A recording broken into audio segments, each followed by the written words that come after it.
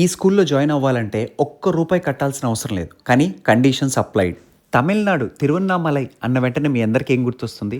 అరుణాచలం గుర్తొస్తుంది. అదే నాకైతే అరుణాచలం విలేజ్ స్కూల్ గుర్తొస్తుంది.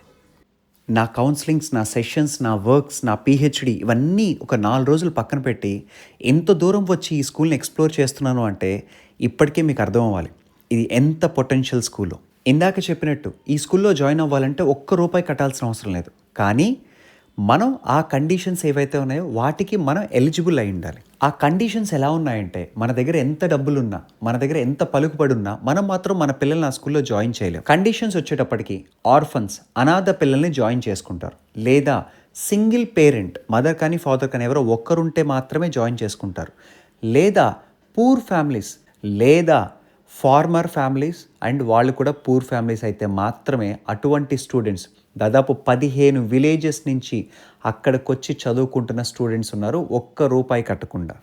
ఇదంతా విన్నాక అసలు ఈ స్కూల్ గురించి ఇంకా డెప్త్గా తెలుసుకోవాలనిపించింది. ఎప్పుడు స్టార్ట్ అయింది?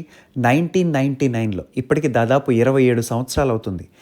ఫౌండర్ వచ్చి ఒక గ్రేట్ ఉమెన్, ఆమె ఆల్డస్ జాస్పర్ ఫ్రమ్ స్విట్జర్లాండ్.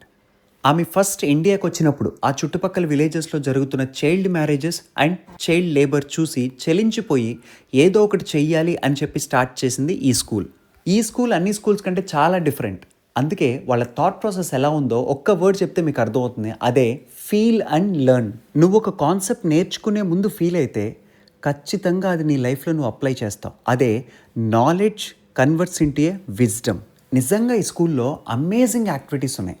అందులో ఒక యాక్టివిటీ నేను నా కొడుకుతో లాస్ట్ ఫ్యూ డేస్ నుంచి కూడా మేము ఇంట్లో ఫాలో అవుతున్నాం. ఇటువంటి అమేజింగ్ యాక్టివిటీస్ అని మీరు తెలుసుకోవాలంటే నా నెక్స్ట్ వీడియోస్ మాత్రం మిస్ అవ్వద్దు. దానికి మీరు ఏం చేయాలో మీకు తెలుసు.